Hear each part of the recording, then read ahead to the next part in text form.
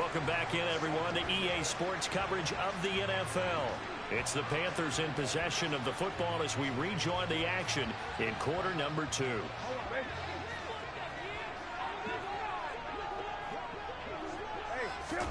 Brissett to throw on first. Dance, and he can't find anywhere to go with it, and he goes down. Sacked by Yannick Ngakoue, the former Maryland Terp. After the sack on first down, Brissett. He's going to look deep down the field, and that's going to be incomplete. Good effort there trying to take a shot, but it's third down. This time they stay on the ground, and they'll indeed stop him on third down. And now what do you want to do with your timeouts? So we've reached halftime here on opening weekend. All right, we will save the Week 1 highlights and apparently get right back to the action here in the third. And we welcome you back now. Alongside Charles Davis, I'm Brandon Gaudin, getting set for quarter number 3 here. We'll see if Week 1 fatigue becomes any kind of a factor as we are back underway in the second half. And he won't quite make it to the 25. The Packers ready to go to start quarter number 3. And they've got the lead. CD, what do you think the message was at halftime? I don't think the message was too drastic, I think, at the half, or that they need to change things too much. I do think the offensive line could play a little bit better. I think they'll try and help them out more. They'll probably keep a tight end in a few more times and maybe add a running back to the formation to pick up those pass rushers because they probably allowed a few too many sacks for comfort in the first half. It's a first down, his 4th catch of the game after having 3 in the first half. A nice completion there for the first down. And, Charles, you think about the quarterbacks of recent vintage that have been thrust into action Week 1. It's no guarantee of future success, but we sure have seen some good ones. We certainly have, partner. How about Joe Burrow with the Bengals in 2020? He was excellent. Kyler Murray with the Cardinals. The best part about his game has his team right on the brink of the playoffs. And Deshaun Watson has won division titles after having started from day 1.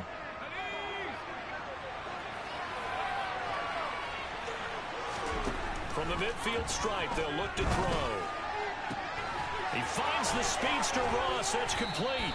He'll get this one down near the 20-yard line, just shy of the 20.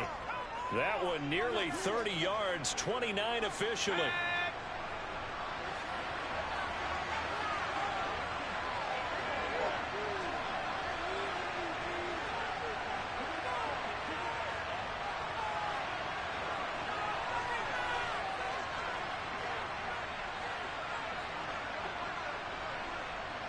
They just do get the playoff as he'll look to throw. A quick throw there going to be batted away and incomplete. Well, a momentary speed bump there with that throw, partner. The defense had other ideas, and they're trying to mount a small stand before this drive reaches the end zone. Now a throw out to his fullback is complete. And he's brought down inside the 20 at the 18-yard line.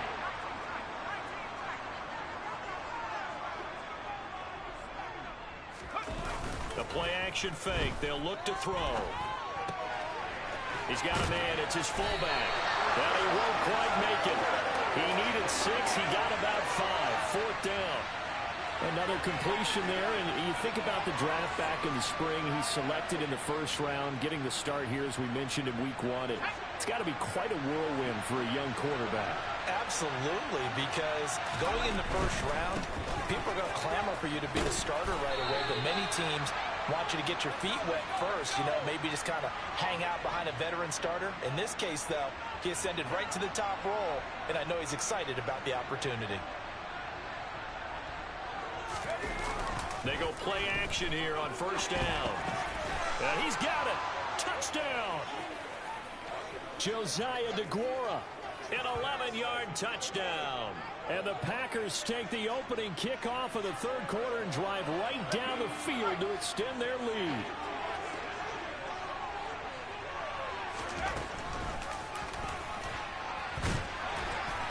And he is He's not going to get in there. He stops short of the goal line, and the lead is going to stay right where it is. So the defense gets the stop. I know it's situation to situation, but who has more pressure there, offense or defense, when they go for two?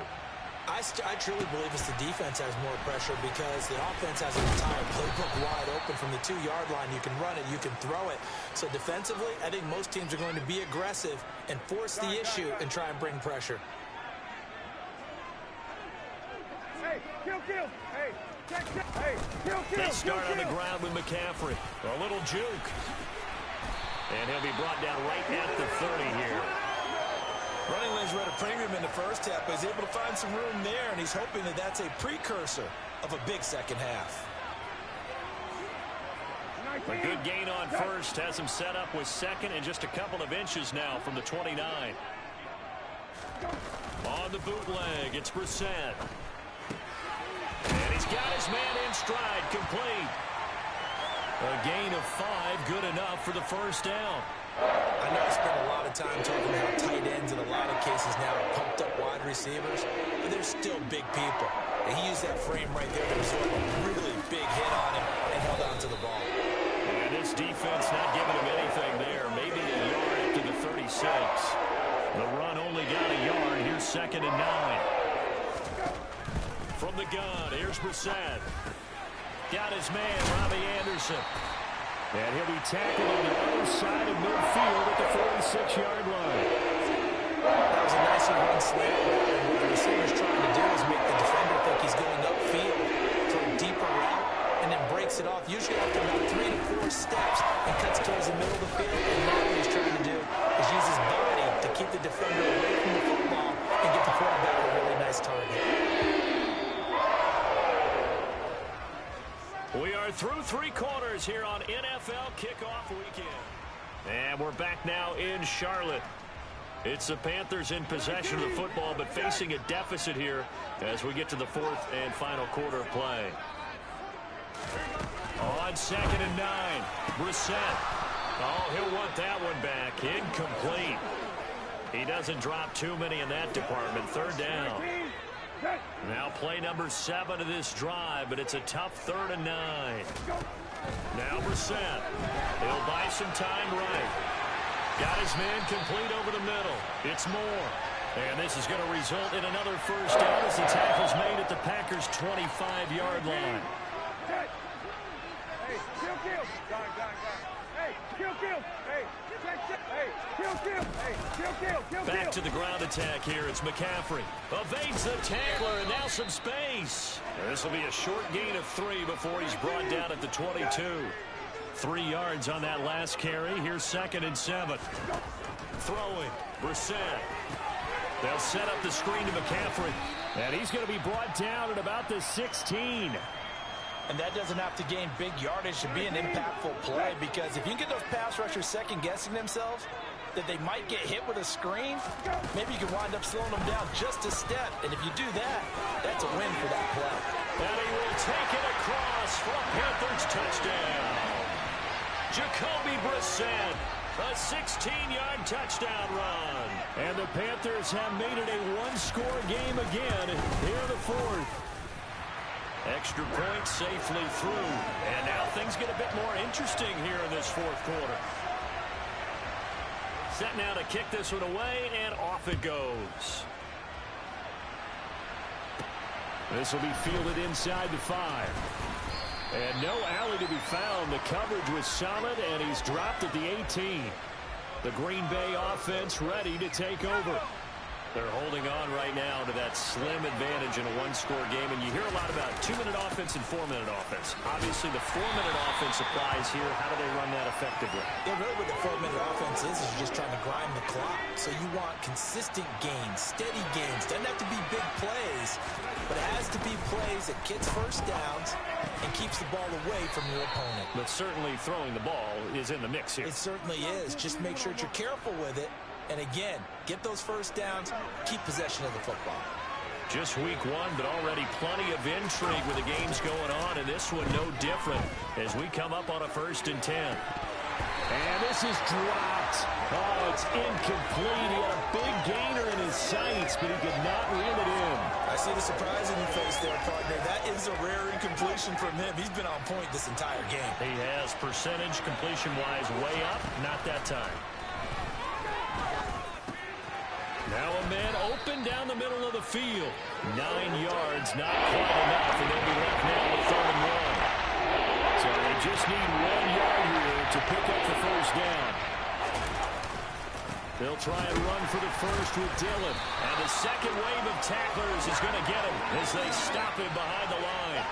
A loss of a yard, and it brings up 4th. With his size, he's a tough man to bring down, but they do a nice job there stopping his progress and not allowing him to get back to the line of scrimmage. They'll run for it with Dillon. And he's got the first down yardage before he's brought down at the 42. Well, they deemed it 4-down territory, and they got 4 yards to pick up the first.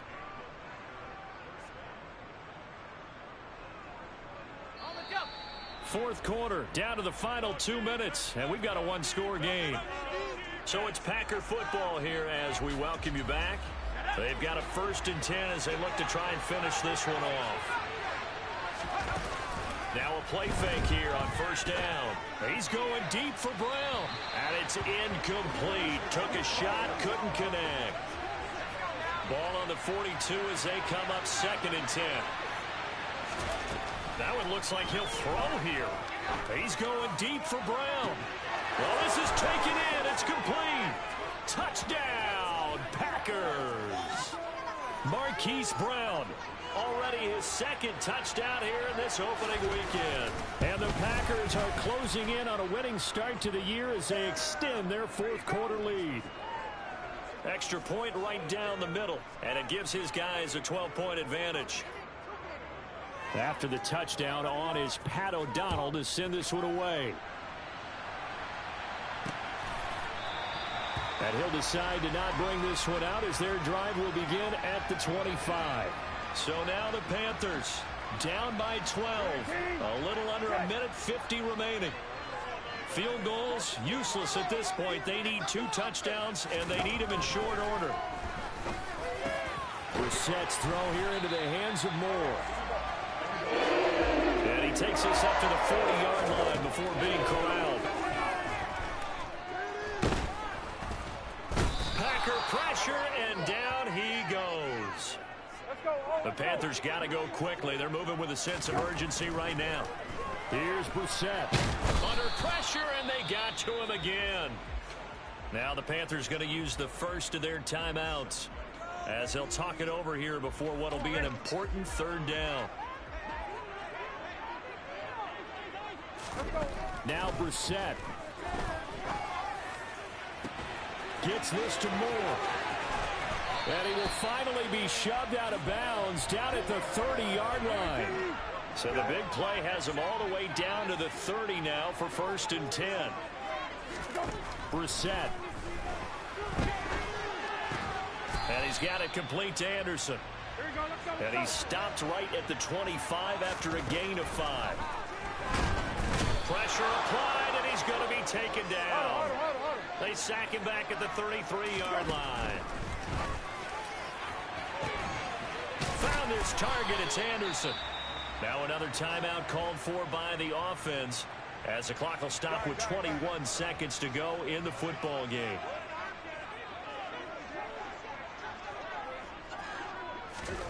To throw, Brissett. And that is incomplete. Down to 15 seconds now. I have a few questions about that throw because to me there just wasn't a lot there. I thought he tried to do a little bit too much, almost tried to will a receiver open when there was no chance he was going to be. Nice job by the linebacker being all over that one and knocking it away. Now a 2nd down throw for the end zone, but it's incomplete. A lot of tired bodies on that field, but this is a big play. 3rd and goal. Brissett now to the goal line, but it's incomplete. Passing lanes, tough to come by with so many defensive backs on the field here late in the game. And it's not just the number of bodies, it's their quickness and their agility. And it's caught. He's got it for a late touchdown, but probably a little too late. It would take a miracle of epic proportions if they're going to pull this one off. Point after, right down the middle. And now things get a bit more interesting here in this fourth quarter. So that one a long 11-play drive. And Carolina scores to cap it off. And this is recovered by the Packers, so that might just about do it. Fourth quarter, they felt like they needed the football back. Unfortunately, they couldn't get it.